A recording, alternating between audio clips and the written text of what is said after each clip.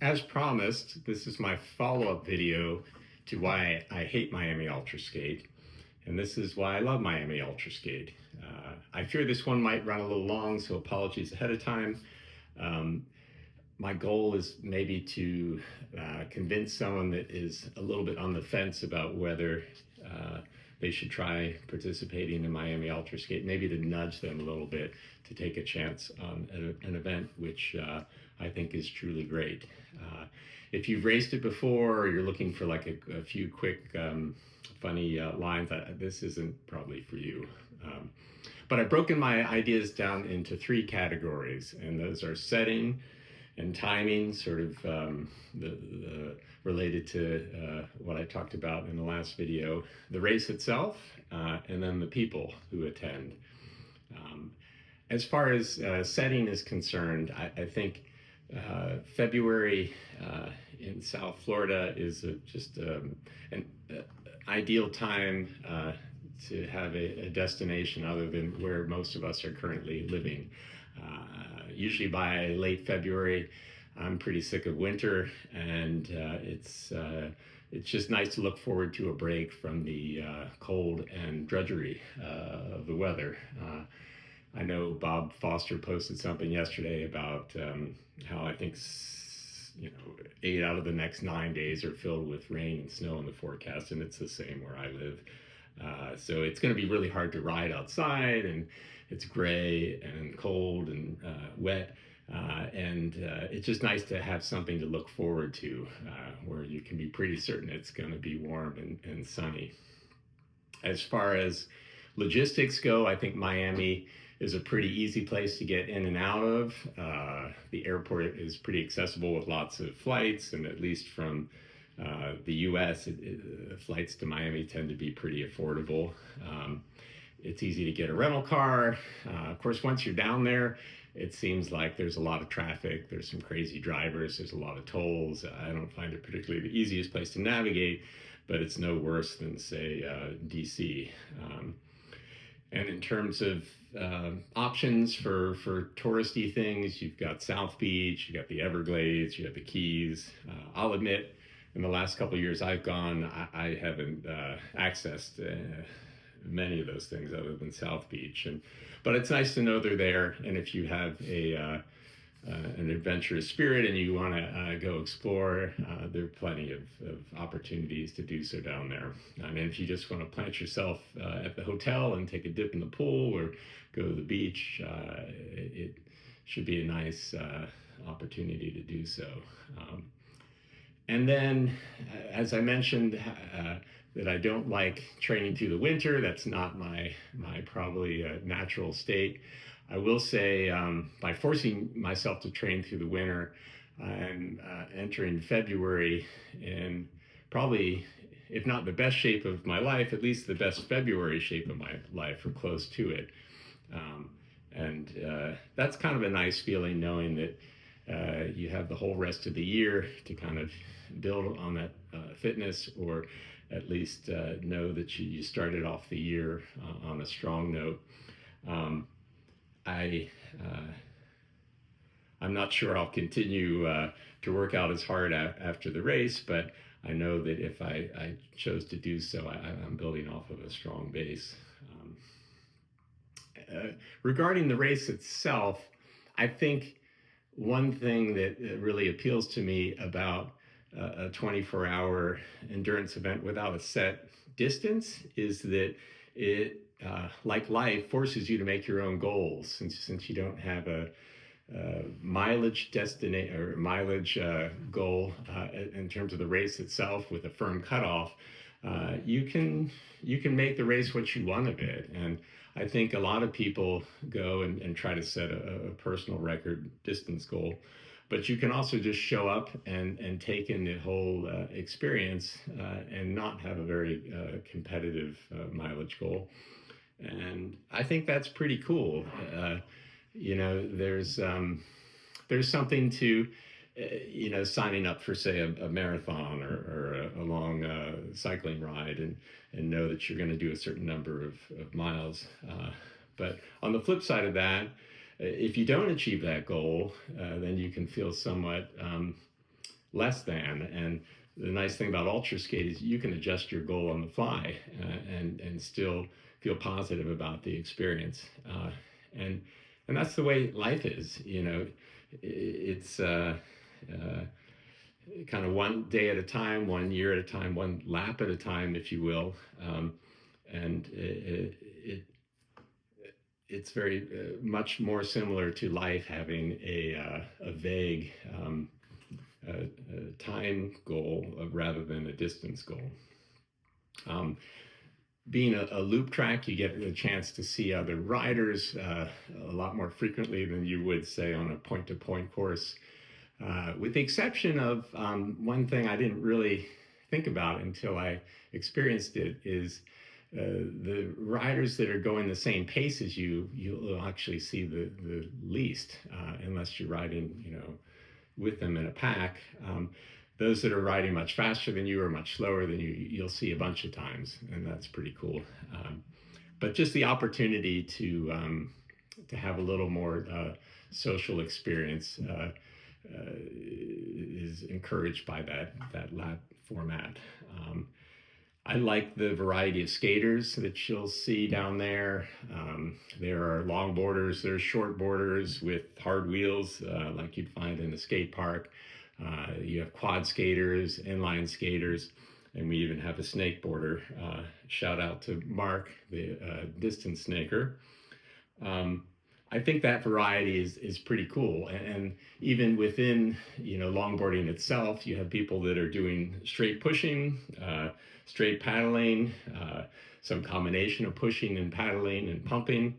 And it's just more interesting, I think, than other endurance sports where, say, with running or cycling or triathlon, the motions are all pretty similar. You might have someone with a different cadence, but you don't have the artistic expression and the style that you'll see with skaters.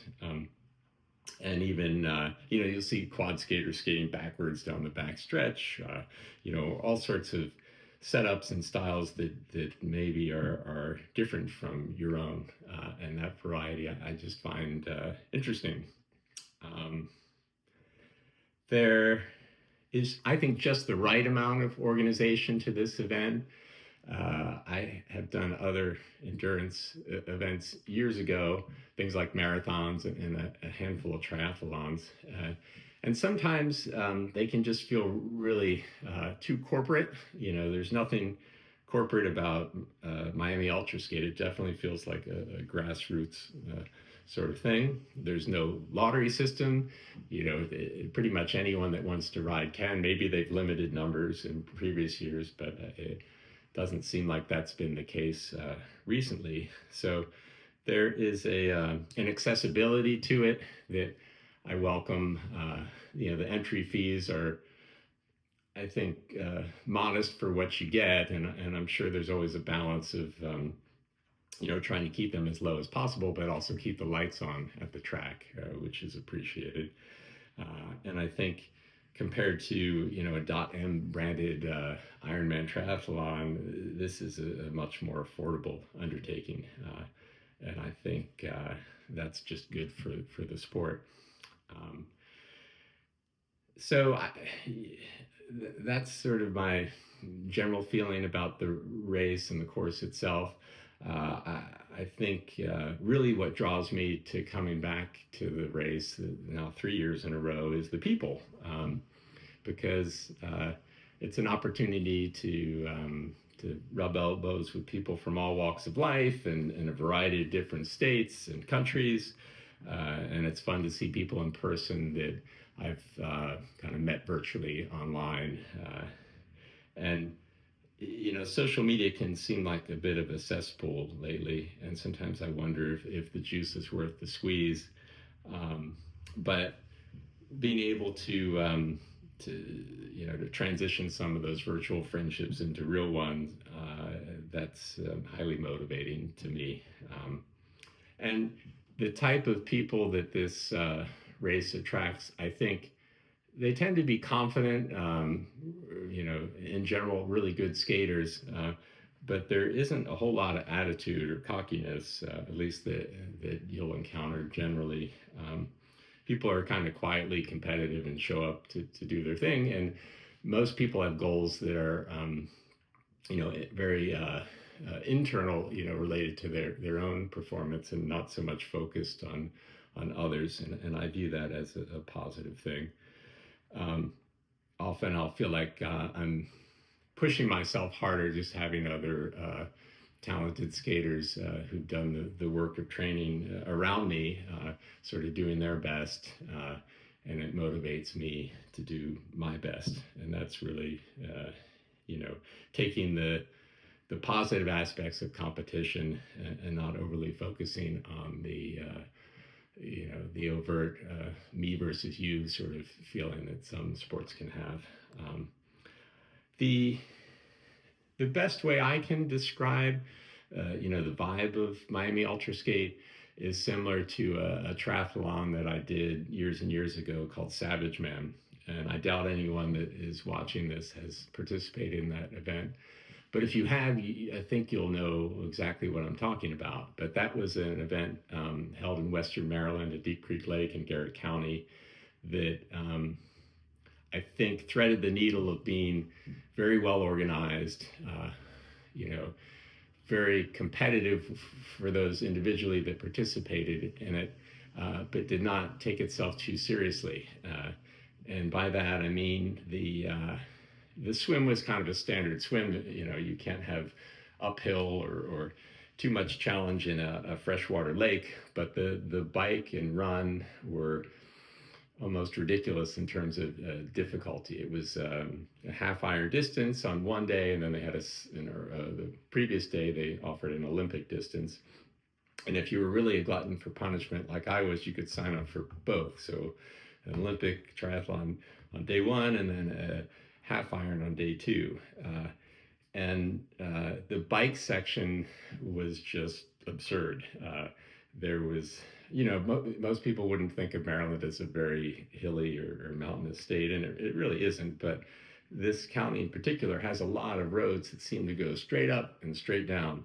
And one of the roads on the triathlon course went up a town called Westernport, and there was a really rutted out road that seemed to go straight up through the town, and the course went right up that road. And if you managed to ride up the road on your bike without falling over and putting a foot to the ground, you would be rewarded the next year with a brick in the road with your name on it.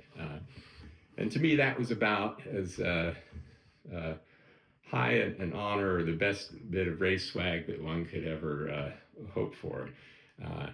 And I felt like that sort of acknowledged the difficulty of the course and a bit of the absurdity of it, while kind of quietly egging you on a little bit. And why do I tell that kind of long-winded story? Because I think Miami Ultraskate is the Savage Man of skating. It does just the right job of encouraging competition with oneself mainly, but it doesn't take itself too seriously. So there's a seriousness to the race without taking itself too seriously. And I can't think of a whole lot better to say about something, and I'd say a similar thing about life itself. So that's I think that's it in a nutshell. I could go on a bit more long-winded, but I think I'll cut it off there. One other thing I did want to mention regarding people. There's an opportunity at Ultraskate to skate laps and be supported by some of the best designers and manufacturers of quality and precise longboard gear in the world. And it's just really cool that some of these companies come out and support their riders, sometimes with gear, and sometimes they'll show up and just ride laps themselves. And you get a chance to literally, skate with some really awesome people. And our sport wouldn't exist without their efforts. And I think that them showing up and contributing to the sport financially, and also with positive vibes, and their personal presence, and the ability to skate with them is just a really awesome thing. And I haven't felt that way in any other endurance sport that I participated in. So with that, I'll actually end it. I do have a couple things at the end here. If you've made it this far, if you're at all interested in an Ultraskate shirt from 2023 or 2024, reach out to me and let me know. I'll bring these down to Ultraskate, but I can also mail them to somebody that might want them. They're large size. They just don't fit me well. I don't know why. The cut just feels a little bit restrictive. And I don't feel like I have a particularly big upper body, or maybe it's the material itself. It's moisture wicking, and it seems like it should do the trick. I don't know. It never seemed to fit me well. But hopefully your mileage may vary, and it may fit you well, or maybe you just have a different body type. But these shirts are up for grabs. Let me know if you want one. Let me know if I missed anything glaring as far as reasons to love Ultraskate. And I'm sure my reasons are going to be very different than somebody else's, but maybe they're kind of similar too. I appreciate your time and watching, and I hope to see some of you out there in the course. And if you see this video and then you recognize me out there, please say hello. I'd appreciate that. Take care. Get out skating if you can. Some of us won't be doing a whole lot of skating given the weather coming up, but that'll just make us that much more motivated to skate in the nice, hopefully warm and sunny weather of Miami. Take care.